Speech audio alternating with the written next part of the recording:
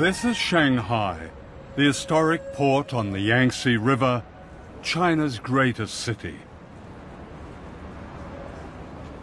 I had arranged to meet the American author James Bradley, whose latest best-selling book, The China Mirage, reveals an extraordinary hidden history of American power and modern China.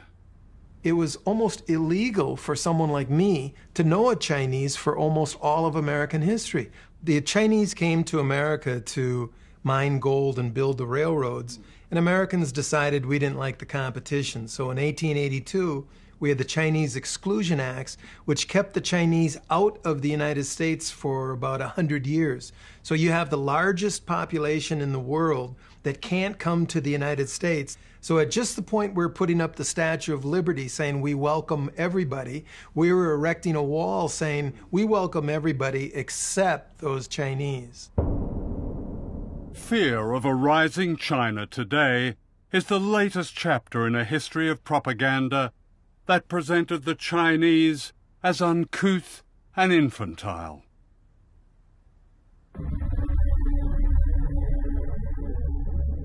To Western popular and political culture, the Chinese became the yellow peril, and racial stereotypes bore the constant theme of fear and threat. Boris Karloff as the evil Fu Manchu, his passion for power twisting his brilliant mind as he revels in the horrors of human sacrifice and torture. Behind the mask of Fu Manchu. This caricature of an entire people concealed another agenda: opium.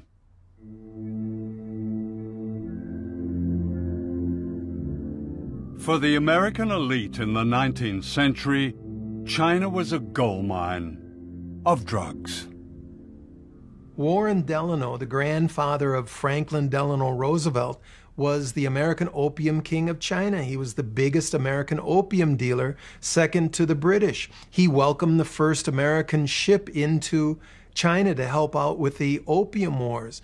Much of the east coast of America, Columbia, Harvard, Yale, Princeton, were born from opium money. The American Industrial Revolution was funded by huge pools of money. Where did this come from? It came from illegal drugs in the biggest market in the world, China. Let me get this right. The grandfather of arguably the most liberal president, Franklin Delano Roosevelt, was a drug runner. Yes, sir. Franklin Delano Roosevelt never made much money in his life. He had public service jobs that were very lowly paid, but he had yachts, he had summer homes, he had mansions in New York City. The kids went to private schools. He inherited a fortune from Warren Delano, his father, who was the American opium king of China. If you scratch anyone with the name Forbes in their name, John Forbes Carey, Secretary of State John Forbes Carey. That's the present Secretary of State. Yes, sir. You'll find opium money. His great-grandfather was an opium dealer. How big was opium money? Opium money built the first industrial city in the United States, Lowell, Massachusetts.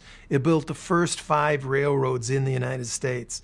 Opium money all over the East Coast, but it wasn't talked about. It was called the China trade. And if you go to various museums, you can see teas and silks exhibited, and they keep quiet about all that big opium money. In the scramble to get opium money, China was invaded and colonized by Britain and the other imperial powers. Foreign armies grabbed whole swathes of China. This is the American army in Tiananmen Square, Peking, in 1900. Great cities like Shanghai were taken over and declared concessions, and foreigners lived a life of privilege and luxury amidst terrible poverty imposed on the Chinese.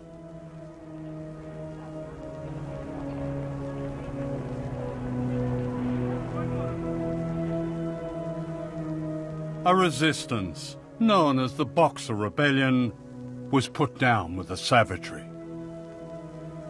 This rape of China set the tone for how China was perceived in the West well into the 20th century. This is the distinguished historian Theodore H. White, an advisor to the White House, speaking in the 1960s. Perhaps China is too vast to be governed by mercy. Yet if Chinese mind craves order, they must be brought to recognize they are the biggest factor in the world's disorder. And we must untangle the madness of their mind. The most difficult task in the world is to reach the minds of men who hate you. What White was really complaining about was the loss of a China that the Imperial West could dominate, and the defeat of General Chiang Kai-shek, who with his famously powerful Christian wife, Mei Ling-sung, guarded America's interests in China. That is, until they were thrown out in 1949 by a communist revolution led by Mao Zedong. Mao had beaten Chiang Kai-shek 3 times in huge battles involving millions of combatants. Mao was a winner in this contest from the early 1930s on, but we knew very little about it, and people don't understand that even today. Shanghai hears the message clearly as foreign businessmen board up their shops. Go now, go quickly, for communism marches. Take what you can, but flee. In pell-mell haste, the Western powers evacuate the city they have built, for good and bad alike must leave. The businessmen come for profit, as well as missionaries come to heal, must say goodbye, as out the Yangtze steams the last of Western influence, and farewell to a century.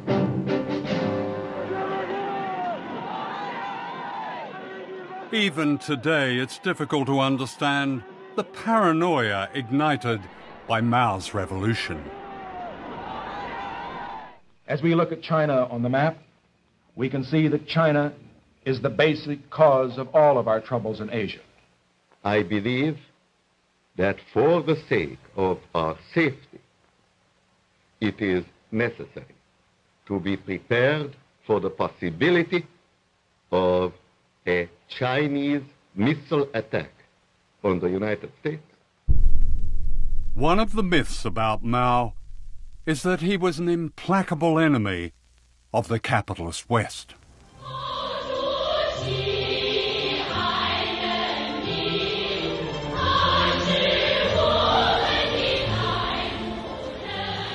Shanghai today is a prosperous international city, still run by the communists, at least in name.